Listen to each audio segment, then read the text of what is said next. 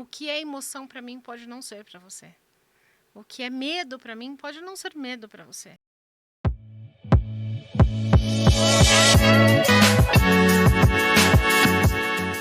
Olá, tudo bom com você? Eu sou Débora Galhardi, jornalista, host do Chave Mestra Podcast. Esse que é o nosso podcast, em especial com os escritores da nossa editora, da editora Chave Mestra. E por aqui eu entrevisto cada um deles, não só falando do livro em questão, mas falando também de todo o trabalho que eles realizam, que é um trabalho muito lindo e que eles trazem aqui pra gente e que nos ensina a cada dia. Eu aqui, José lá no corte de câmera, tudo bom, José? José que tá lá com a gente, cortando a câmera e dando tempo pra gente, viu? Porque se deixar, eu pergunto bastante mesmo. Eu falo para os escritores que este podcast é deles. É para que eles tragam aqui não só a parte profissional deles, não, tudo que eles trabalham, mas história de vida, porque muitos deles vivenciaram tudo para depois colocar em prática e serem mentorados, serem escritores, serem condutores aí de grandes histórias e transformadores. E ela, que está comigo hoje aqui, não é diferente, é uma escritora que também tem todo um trabalho lindo que ela realiza e ela vai explicar para vocês, para nós aqui. Eu estou com ela do livro Inteligência Emocional. 30 vozes e um propósito. Esse é o livro que, inclusive, você deve estar perguntando, Débora, cadê o livro? Ele não chegou ainda, porque a gente está gravando na semana de lançamento, o lançamento que está chegando lindo, que é nessa sexta-feira. Depois você vai acompanhar por aqui. Vai entrar na descrição, clica lá no Instagram dela ou no nosso da Chave Mestra, que você vai entender também como fazer para adquirir o teu exemplar. Mas esse livro está recheado de histórias lindas e, com certeza, se você quiser se desenvolver, crescer, para poder gerenciar e ter controle disso, não controle das emoções, mas o controle da tua vida ali, então vem com a gente que a gente vai ter aqui muitos profissionais. E eu a recebo hoje aqui, a nossa escritora Luciana Andriotti. Tudo bom com você, Luciana? Tudo bem, tudo Como é que bem. você está? Muito bem, muito feliz por esse momento. Muito Ótimo. obrigada. Eu que agradeço a tua participação, aceitado o nosso convite. E já quero te perguntar, já deixar para vocês aí, porque eu já falei demais. Deixar para você qual que é a importância desse livro aí para você tem com certeza uma importância, mas para as pessoas, para os nossos leitores e o seu capítulo em especial, o que que você trouxe aí que vai marcar? No primeiro ponto é trazer a autorreflexão, é a autoobservância, né? Eu falo da autogestão no capítulo, mas mais do que isso, a gente está vivendo num mundo que as pessoas param pouco para se observar. E que falar de emoção sempre é uma vulnerabilidade. Então ninguém quer falar muito de emoção, né? Eu escondo, eu dou um sorriso, eu finjo que está tudo bem, mas a intenção é começar a despertar. E é só um despertar mesmo para esse momento.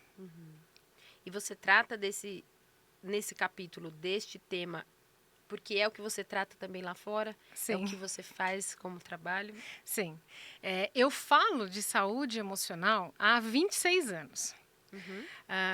E para gente que fala sobre isso, há um tempo atrás, parecia um fantasma, né? Então, se agora a gente pode falar, e a gente teve a pandemia como um grande marco de oportunidade para falar sobre emoção, antes a gente não podia falar. Era um tema proibido para a gente falar isso dentro das empresas, dentro das escolas, né? E eu atendo pacientes no consultório com uma técnica específica chamada microfisioterapia, que trata através do corpo também sintomas, emoções, mas trata a pessoa humana que chega para a gente. Então, esse é meu trabalho de consultório. Mas eu também trabalho como gerontóloga dentro de um residencial de idosos, o Residencial Sênior Sabedoria e Vida, onde a gente também tem abordagem integral. Então, a emoção dessas pessoas idosas também é uma abordagem que a gente tem no nosso dia a dia. E é um tema que você trata bastante fora os atendimentos. As pessoas te perguntam muito, porque a gente Muito. sabe que hoje, nesse tempo em que a gente está, em que as pessoas não sabem lidar ainda, mesmo em 2025, que a gente está gravando esse podcast, lidar com as emoções, todos nós, me incluo, você também recebe de pessoas de fora, não só seus pacientes? Muito, muito. Nos encontros de família, nas reuniões da escola, nos próprios vídeos que eu coloco no Instagram, as pessoas sempre perguntam: mas e agora? O que que eu faço? Que eu sinto isso? E o que que eu faço com isso, né? Porque a gente tem uma cultura muito potencializada em medicação. E isso é uma cultura que veio desse nosso processo, né, de pós-revolução industrial, do avanço da medicina. E a medicação é importante, sim, mas ela não resolve tudo. E em especial as emoções, né? Eu preciso me conhecer. O que é emoção para mim pode não ser para você. O que é medo para mim pode não ser medo para você. Então, o que te esgota, que é o que a gente vem procurando estudar um tempo atrás, né? O que esgota você pode ser diferente do que esgota a mim. Por quê? A gente tem uma cultura do cuidar. Então, quando a gente fala da saúde de quem cuida, eu não estou falando somente dos profissionais da área da saúde, mas a gente pode abrir um leque para um cenário muito maior.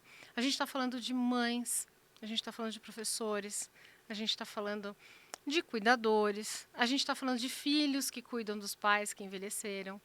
Só que daí para o livro eu tive que enxugar e centrar, porque é uma dinâmica fantástica, né? E isso que A eu ia te escrita. perguntar, né? Porque a escrita, com certeza, e você, com todo esse trabalho, você tem muita história para contar, e não só sua, mas de todo o teu trabalho. Para sintetizar, então, não deve ter sido fácil, né? Não. O que você pensou na hora? O que eu tiro, o que eu coloco? Eu escrevi 20 páginas Meu Deus! para depois poder sintetizar. Mas quando eu sintetizei, eu pensei primeiro em... Porque a gente precisa ser um pouco mais objetivo, né? Até para ser prático, para ter praticidade na vida. Eu pensei muito nos profissionais da saúde, que passaram por um período de pandemia extremamente extenuante, né? Mas que a gente vem com uma cultura do cuidar que é quase um sacerdócio, né? Então, quando você fala assim, eu escolhi uma área da saúde. Nossa, você é iluminada. Não, mas você também é iluminada. Porque você conversa com vidas e leva informação para vidas. Sim. Mas a área da saúde tem, parece que um cenário um pouco diferente. E, claro, tem a origem, né, do cuidado das freiras, dos hospitais que eram ligados à igreja, né? Só que a gente esquece de abordar que esta pessoa, que é um profissional da área da saúde, é uma pessoa. E precisa de cuidado, né? E ela também fica esgotada, cansada, ela também tem muitos problemas. E que ela não pode trazer isso para o dia a dia dela. E aí, como que eu coloco isso numa balança, né? Como que eu cuido, como que eu falo, eu, profissional da área da saúde, como eu falo que eu estou passando por uma crise de pânico? Sem ser julgada. Sim. Ou como eu falo que eu estou num processo de tristeza profunda, porque eu estou com algum ente querido adoecido, enfim. Isso não é falado, porque isso passa a se tornar uma vulnerabilidade a ponto de deixar essa pessoa exposta a um julgamento. Só que a gente só consegue entender quando a gente passa pelo processo, né? Então, todos nós já vivemos isso. Se você conversar com os profissionais da área da saúde, todos se sentem muito sobrecarregados, com a cobrança, com o excesso de pacientes. Se a gente pega quem trabalha em hospital, a urgência, né? Porque todo mundo que chega em hospital é urgente. Se você trabalha numa clínica, todos que chegam com dor, todos têm dor. E qual é o equilíbrio disso? Como que esse profissional volta para casa? Então, começar a falar disso, quando eu comentei com alguns colegas, né, foi muito positiva a resposta. Porque a gente precisa falar mais disso. Foi por isso que eu acabei focando o capítulo nesse profissional da área da saúde. Né? O esgotamento emocional, ele é silencioso. Então, hoje você sente um sintoma, que daí você tenta paliar ele, daqui a pouco você sente outro, daqui a pouco você sente outro. E quando você vai buscar ajuda, você já está mais de 6 meses, 1 ano adoecido. E aí é o que você fala. Quando a gente tem pessoas comuns que já não são profissionais da área, já tem essa dificuldade de buscar ajuda, porque tudo que é emocional, a tendência é jogar, né, embaixo do tapete, Sim. porque traz uma dor, você vai ter que rever algumas dores, né, se Sim. posicionar quanto a isso. E quando traz, né, para medicina ou para profissionais da área, né, da saúde, tem também, além de não querer revisitar essas dores, tem o que você falou, que é o outro olhando, é o julgar, né? O olhar que julga também, porque ele não nem poderia estar, né, mal. Isso. Sendo que, na realidade, é ele que muitas vezes está recebendo tudo aquilo e precisa estar calado, né? É. Como que você trata também um pouco não, até muito, né, no capítulo, do envelhecimento? Quando a gente fala dessa questão de cuidado, qual que é a relação das emoções e do envelhecimento que você trouxe, que a gente até falou nos bastidores? Bom, tudo no nosso corpo, ele é mediado pelas emoções. Todas as nossas reações, né? Quando você vivencia uma coisa, você fala, eu reagi rápido. Não, primeiro você teve uma emoção que fez você ter um comportamento. Só que essa emoção são milésimos de segundo, que você nem tem consciência disso. E aí, se você vive sendo controlado e mediado por essa emoção o tempo todo, as suas células vão envelhecendo nessa mesma medida. Quando a gente pensa em envelhecimento, eu não posso olhar a pessoa que já envelheceu. Eu preciso começar a olhar para quem já está a caminho do envelhecimento. Os 40 anos, que a gente sente que muda muito. Eu não Né? sei, gente, porque eu ainda tô Você é com muito nova. 20. E aí eu não sei, né, José? Eu não sei ainda, não, mas eu tô no 44 e a gente sente mesmo que é esse caminho, É né? esse caminho. Então, como que eu enxergo o envelhecimento? Então, se eu consigo criar uma abertura na minha vida para olhar para as minhas emoções e deixar com que elas não me governem, mas que eu as compreenda, né? Porque todo mundo sente raiva. Todo mundo já ficou muito bravo, já teve muito medo, né? Já errou e não quis mais errar. Só que cada vivência gera uma resposta diferente do seu corpo. E as suas células estão envelhecendo. Então, essa programação emocional do envelhecimento, ela pode atrapalhar, porque ela pode fazer com que você envelheça muito mais rápido. Então, as suas estruturas celulares, elas vão se desgastando. E a gente tem uma estrutura muito importante, que é o telômero, né? É aquele pedacinho, sabe o cadarço do tênis? Tem uma proteçãozinha. Sim. Aquele pedacinho chama telômero, ele protege o DNA. Olha só. E se ele vai diminuindo muito, ele é o grande responsável pelos nossos cabelos brancos, que não aparecem, porque tudo é mágica, né? Tudo é mágico. A gente fica loira, a gente não fica. Isso. Né, A gente não com envelhece. mais idade. Mas isso não é pensado. Sim. Então a gente acha que a gente vai pensar no envelhecimento só depois que a gente envelheceu. Só que a gente está falando de uma população que hoje vive 90, 100 anos. Então, a gente precisa começar a olhar para isso. Né? E é importante porque eu dou sempre um tom aqui um pouco mais, né, aberto, humorado, mas até nessas brincadeiras a gente vê disso, né? Porque a gente vê o quanto as mulheres, e eu queria que você trouxesse isso, porque a gente está aqui com a nossa escritora, mas ela é gerontóloga, ela é fisioterapeuta, ela tem todo um trabalho, tá, gente? Então, ela não é só a nossa escritora, não, e tem todo esse conteúdo, mas ela tem propriedade para falar. E até nas brincadeiras, a gente brinca aqui num tom, mas a gente sabe que tem mulheres que têm pavor de dizer idade, não, eu tenho que pintar os cabelos, não é uma questão de estético, mas não, realmente ela tem uma aversão a essa imagem dela no espelho. E não são poucas que eu entrevisto e que falam isso, de suas pacientes no consultório, de suas amigas ou até delas mesmas. Então você acredita que também é tudo do que veio de lá para cá? Porque as mulheres poderiam envelhecer aos 40, 50, elas poderiam ficar em casa e fazer seu crochê. Sim. E hoje elas até postam na internet que não existe isso. Não vou fazer crochê coisa nenhuma, vou para academia. Então tem também todo um cultural, né? Tem o cultural da imagem da pessoa idosa.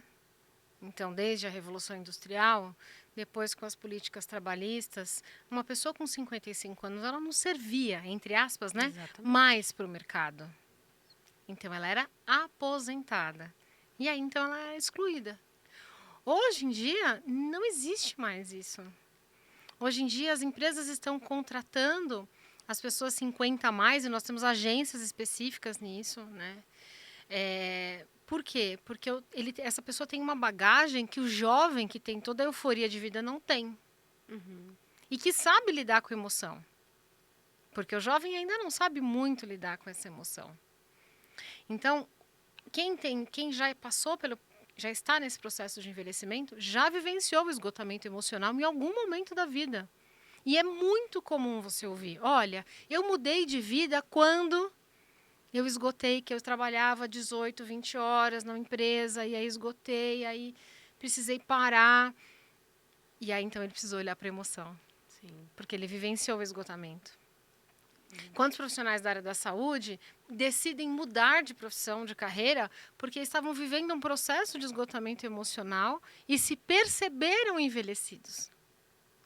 Então, agora eu preciso fazer alguma coisa para salvar a minha vida, né? Só que o envelhecimento é uma bênção, é uma oportunidade.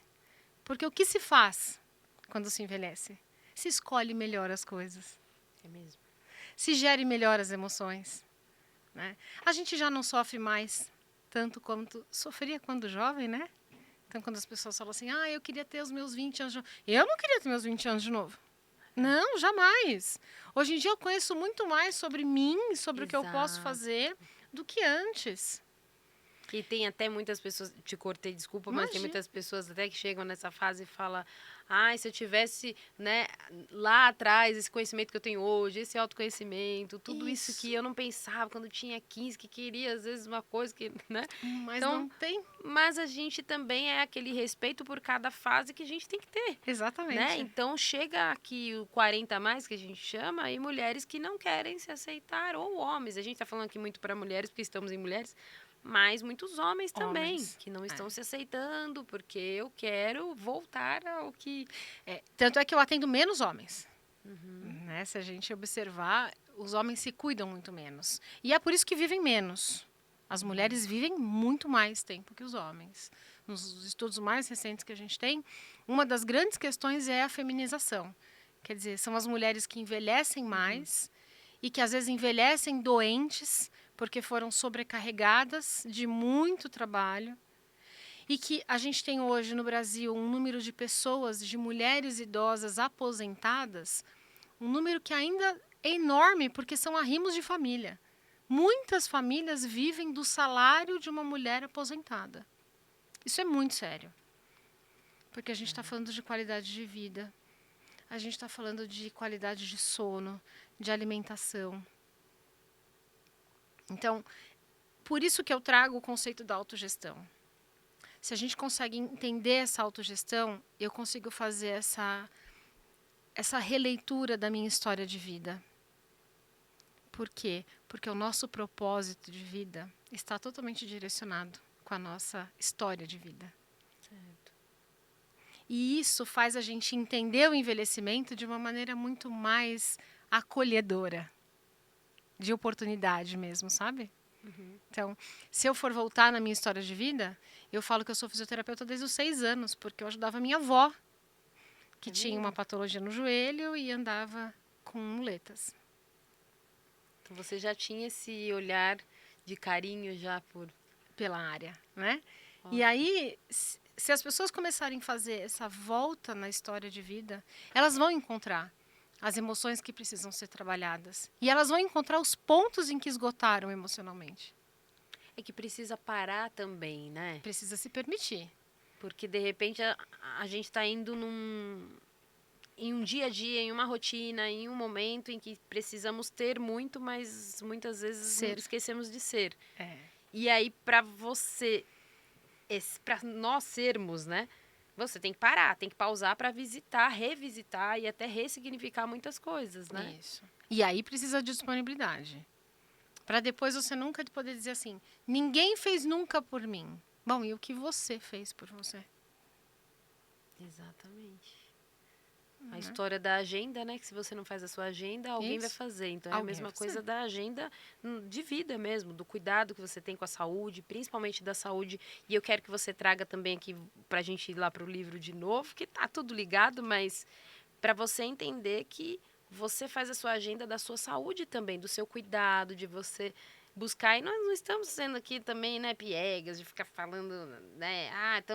Estão falando que estão no podcast, mas na vivência. Não, é que é a realidade. É o simples que a gente fala, é aquilo que muitas pessoas estão fugindo, querendo fórmulas mágicas, querendo. Não, a vida é essa. Todos nós vamos passar pelas fases e se você não vivenciar o hoje, amanhã já não tem mais isso. Sim. Né? Então, é você lidar com agora, a gente entrando para o livro, a inteligência emocional, porque está tudo ligado. E chega desse discurso de que eu sou desse jeito e o mundo que me aceite desse jeito. Não existe isso. O mundo está se transformando a cada minuto. Veja, pela manhã nós não estávamos aqui. Exato. Agora, quando formos embora, eu tenho um pouco de você e você tem um pouco de mim. Né? É isso que a gente precisa entender. Que o que eu não sou, eu estou. É um estado. E as emoções são estados. Então, a gente aprende a entender essa emoção como um estado de vida, né? Então, neste momento, uma pessoa que está ansiosa, que está com medo, é porque houve algum gatilho que despertou isso. Mas em que momento da história de vida dela, ela viveu momentos parecidos? E o cérebro dela ganhou uma programação mental que todas as vezes que ela é colocada nessa situação, o gatilho é o medo. Só que se ela não trabalhar isso, quanto ela perde? Né? Porque eu preciso olhar para esse medo. Eu preciso olhar para... E quando a gente fala de registro mental, a gente não está falando de um grande trauma. A gente não está falando de um acidente que aconteceu, um avião que caiu. Não. Eu estou falando de... Às vezes você estar em casa, quando criança, esperar o pai chegar e o pai naquele dia trabalhou até mais tarde e você não ganhou o abraço que você queria dele. Que muitas vezes você pode, né, ali naquela situação, achar que aquilo não... E pode sentir abandono. Né? E isso se repetir em algum tempo de vida e depois lá na vida adulta, quando no trabalho uma pessoa, você estava esperando uma pessoa para almoçar e aquele já não pode, você fala, puxa, de novo aconteceu isso na minha vida. Por que só comigo? Todas as vezes acontece isso. Como a gente ouve isso, né? Sim. Então, porque isso é um primeiro sinal de que você precisa trabalhar, pode trabalhar aquilo. Precisa é muito forte. Eu às vezes falo essa palavra precisa aqui também, e eu acredito que não é o precisar no sentido de que o que cada um escolhe, né? Isso, mas você tem essa escolha, né? Exatamente. Ótimo.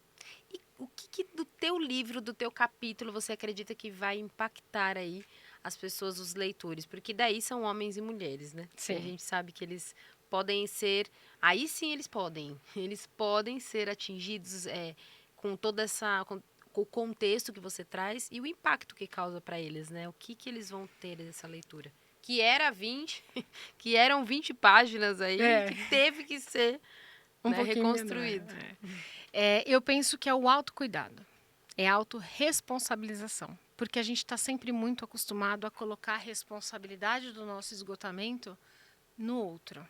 Então, é a empresa, é o chefe, é meu marido, é minha mulher, são os meus filhos, são os meus pais. Chega. Eu acho que se a gente tivesse que resumir um capítulo inteiro nisso, a palavra seria chega. Traz para você. Ótimo. Né? Olha para você a tua história. Porque a gente não consegue compreender o nosso propósito de vida sem a gente visitar essa nossa história. A nossa história está cheia de emoção. Nós nascemos de uma emoção, né? O óvulo é fecundado a partir de uma emoção. Então, que emoção é essa que talvez te governe tanto que faz você repetir fatos e momentos e acontecimentos? Certo. A gente não pode trazer muito aqui, porque senão a gente, né? É só spoiler, viu? Porque senão você não adquire seu exemplar. E o livro está muito lindo e tem muito conteúdo para você que quer ter essa inteligência emocional e não sempre falo aqui porque eles trazem sempre essa educação para mim aqui, não é controlar, é nós sabermos gerenciar as emoções. Então, você que quer passar por isso, então adquira teu livro, mas a gente não pode trazer muito aqui, a gente traz o escritor para que vocês possam ter essa conexão, né, se identificar. E eu quero que você traga assim um pouquinho do que tem lá no livro de história. você traz um pouco da tua história também ou da sua vivência? Eu trago Como, e até depois, desculpa, mas aí para você também me trazer a diferença da gerontóloga e do geriatra também. sim. Eu trago muito mais da minha vivência, né? A gerontologia estuda o envelhecimento, então, a partir dos 60 anos. Certo. Então, ele não compreende uma doença. A geriatria está muito voltada para a patologia já existente. Então, eu preciso trabalhar com uma medicação específica quando eu tenho uma doença que acometeu uma pessoa idosa. Um Alzheimer, um Parkinson, um AVC, né? Agora, quando a gente pensa em gerontologia, eu penso em todas as variáveis que compõem a vida dessa pessoa. Eu estou falando de ambiente, porque somos 2/3 ambiente. Nossa genética manda muito pouco na gente. O ambiente que você cria na sua casa, o ambiente de trabalho, ele sim determina muitas movimentações, mutações celulares. As suas células se dividem a partir desse ambiente. Então, eu preciso trabalhar esse ambiente. A gerontologia faz parte do ambiente familiar. Como que são as relações familiares? E também segue as variáveis de estilo de vida em relação a exercícios físicos, a alimentação, a medicação. A gerontologia estuda a epigenética. Né? Então, a gente tem um autor fantástico chamado Bruce Lipton, que ele fala que a epigenética ela está por cima da genética. É o que faz a genética acontecer, né? Se dividir. Então, se você consome muito medicamento, se você não faz exercício físico, se você não escolhe o que se alimenta. Quando a gente fala de alimentação, de como você alimenta o seu corpo, não é só o que entra pela sua boca. É o que você ouve, o que você vê. Então, as pessoas que estão vendo esse podcast estão alimentando o corpo muito melhor do que se estivesse assistindo um programa aí, sem muitos objetivos, né? Quando a gente fala de gerontologia, eu falo de hobbies, porque o seu cérebro precisa de um tempo para sair daquele comando que está passando, para aquela concentração, para poder melhorar a circulação, melhorar a sua atenção. Então, é uma abordagem muito mais, que contempla muito mais áreas da vida de uma pessoa. Né? Eu preciso considerar se essa pessoa mora sozinha, vive sozinha, se ela tem uma religião. A gente já tem estudos que comprovam de que a religiosidade é um fator positivo para a saúde emocional. Quando eu fiz o mestrado em 2003, a gente já tinha identificado isso. Então, é nisso que a gente precisa se concentrar. E por isso que o livro, ele traz uma diversidade tão grande de autores, né? Nós temos autores de outros países, de outros estados. E é muito rico. Essa semana eu conversei com alguns autores e como é fantástico. Todos já passaram pelo caminho da emoção, do esgotamento emocional, para desenvolver uma ferramenta de promoção de saúde, né? De trabalho. E isso é muito rico, né? Sim. Ela fala aqui, inclusive, em uma das páginas, né, que a gente coloca sempre as aspas, né, do nosso escritor, e ela fala assim: eu acredito em pessoas. Acredito que pessoas mudam e que precisam de orientação e desenvolvimento para renascer da morte para a vida. A gente, inclusive, estava falando também nos bastidores sobre essa questão. Mas eu queria que você esmiuçasse, não sei se é essa a palavra, em pessoas que você fala no teu capítulo que são os profissionais. Porque aqui você fala quem cuida de quem cuida. Então, qual é o sentido que você traz hoje com o teu trabalho para essas pessoas da área da saúde? Quem trabalha na área da saúde muitas vezes entra no automatismo. Eu faço plantão porque eu preciso pagar conta, eu faço plantão porque eu preciso acertar, dar uma qualidade de vida melhor para minha família, pagar uma escola melhor. E aí eu perco a minha visão do meu propósito. Então, quantos profissionais estão vivendo uma morte viva? Que só repetem. Quantos profissionais a gente já conhece, já conviveu, que você vai buscar uma consulta e esse profissional está apagado? Cadê o brilho? Cadê o viço dele? Cadê o propósito dele? Se ele tiver propósito, ele vai saber por que ele levanta de manhã. mas eu preciso, às vezes, de uma orientação simples. Eu atendi um profissional da área que outro dia fez assim para mim, puxa, mas eu só queria ter tido essa oportunidade um pouquinho antes, porque eu cheguei num nível de esgotamento muito grande. E aí é que as pessoas desistem da área, ou dizem que não são felizes na área, porque elas precisam voltar um pouco, sabe, no tempo, para entender o que fez ela chegar até ali. E se não tem propósito, ok, vamos mudar então de rota. Sim. Não tem problema. Mas viver com esse fantasma da emoção, isso é devastador. É devastador. E a gente está chegando quase no final do nosso podcast. Eu já estou aqui com o tempo aqui controlando, porque eu ainda preciso perguntar para ela. E queria que você fosse pensando aí. Se teve algo que você acredita que seja importante a gente trazer, que eu não tenha te perguntado, porque a gente vai embora aqui no tema. Então, se tem algo que você acredita que é importante para a gente passar também para quem está escutando a gente e vendo a gente, sobre seu trabalho ou sobre o tema, e você deixasse também algo que você tenha superado. Eu até marquei aqui, eu marco tudo, viu, gente? Senão eu esqueço. É muita coisa. Se você tem um recado aí para mandar para a gente, algo que você tenha superado e que você deixa aí como inspiração. Então, pode ser o seu recado final ou podem ser 2 respostas aí já. Fica à Bom, vontade. eu também quero deixar uma leveza para as pessoas pensarem nisso, né? Eu não passei por um processo de esgotamento emocional. Eu passei por vários. Ótimo. E se a Não gente se cobrem. não se cobrem, e porque todos vivemos isso.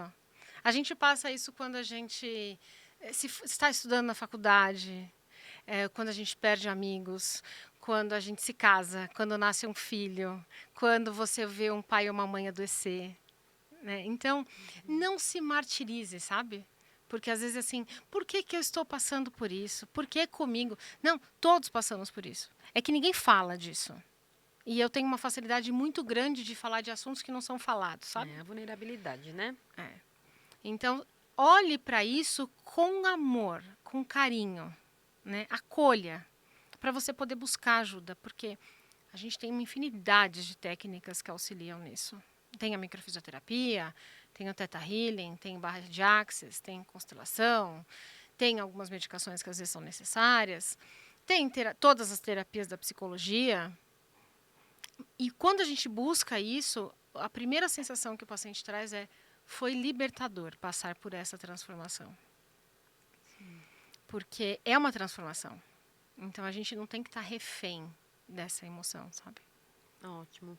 E o nosso recado final aqui para você, eu falo que a sua câmera, aquela ali, é a câmera da libertação, da dica, do puxão de orelha e da gente trazer, né, para as pessoas que estão vendo a gente também um próximo passo, né? Porque muitas pessoas acreditam que estão naquela vida e que tem tanta gente falando sobre isso, tem tanta palestra, tanta mentoria. Eu sei porque eu convivo com podcast, as pessoas ainda têm essa crença de que tem muito conteúdo, isso daí não é pra mim.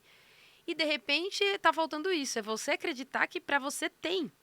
Porque a gente tá falando aqui de tantas metodologias, terapia, né, a psicologia com tantas terapias, Sim. tanta coisa. Não acredito que para você não tenha uma solução, né? Sim. Precisa talvez você acreditar, né? Então, deixa um recado aí que você acredita que seja importante também para quem está vendo a gente na sua câmera. Então, meu recado para você é que você diga o sim para você. E a gente não precisa de muito tempo. Pode começar com 5 minutos, com 6 minutos, com 7 minutos. E isso vai, com toda certeza, transformar a sua vida. Ótimo. E eu quero primeiro agradecer Muito. porque você aceitou o nosso convite, Luciana, e trazer toda essa bagagem que você tem, toda a história de vivência e também que você passou, né? Foi como você falou, eu também passei por diversas situações para eu também estar falando com propriedade e passando aqui no livro também toda a vivência, toda a experiência que ela tem, todos os seus trabalhos. Vou deixar também, para a gente não esquecer, vou deixar o seu Insta aqui. Peraí que eu mudei a página. Deixa eu ver aqui. Aqui. Fui lá para outro lado. Me ajuda aqui que eu sou... aqui, ó, Luciana. Andrio. Então é o seu nome e o sobrenome mesmo. É Luciana Andriotti. Esse é o Insta dela. E eu tô passando aqui, que você tá vendo? Você tá vendo aí na tela também. José colocou pra gente. Eu tô passando aqui porque a gente ainda tá sem um livro físico. Ele tá saindo do forno, então eu tô aqui com o digital passando aqui no meu PDF. Mas eu quero que você adquira também. E quero te agradecer, Luciana, para que você volte também outras vezes. A porta aqui, ela fica aberta. Eu quero te agradecer em nome do Rogério Vale, da Muito Raquel obrigada. Medeiros, eles que são os nossos diretores. Sim. E que você sinta-se à vontade para retornar, trazer novas histórias, novos capítulos ou tudo do teu trabalho aí, que eu tenho certeza que tem transformado muitas vidas de pessoas que estão entendendo o que é envelhecer com qualidade de vida, né? É isso. E eu quero Ótimo. agradecer. Vocês são demais. Assim, vocês são muito acolhedores. Vocês realmente têm um ambiente que é muito favorável a tudo isso. Ótimo. É um presente Ah, que poder ótimo. participar desse projeto. E só quero agradecer mesmo que a nossa caminhada siga por muito tempo. Com certeza. E a gente agradece também você, viu? Obrigada. E volte mesmo. Isso aqui não é só de gravação, não. Eu falo, pode voltar que a gente gosta, porque a gente também aprende muito com vocês. Sim, muito Viu? obrigada. Eu que agradeço. Obrigada, José, e toda a nossa equipe, todo mundo que faz acontecer esse podcast. A vocês também que trabalham aí na Editora Chave Mestra, na edição, em toda a equipe, para fazer esses livros lindos que a gente tem aqui, trazendo esses escritores com tanta história de vida. Eu te espero no nosso próximo episódio e não esquece, eu sempre falo aqui, manda esse conteúdo para todo mundo, até aquele que você acha que não precisa, porque às vezes ele é quem mais precisa, ele só não fala. Então, pode mandar para todo mundo e eu te espero no nosso próximo episódio. Até lá. Tchau, tchau.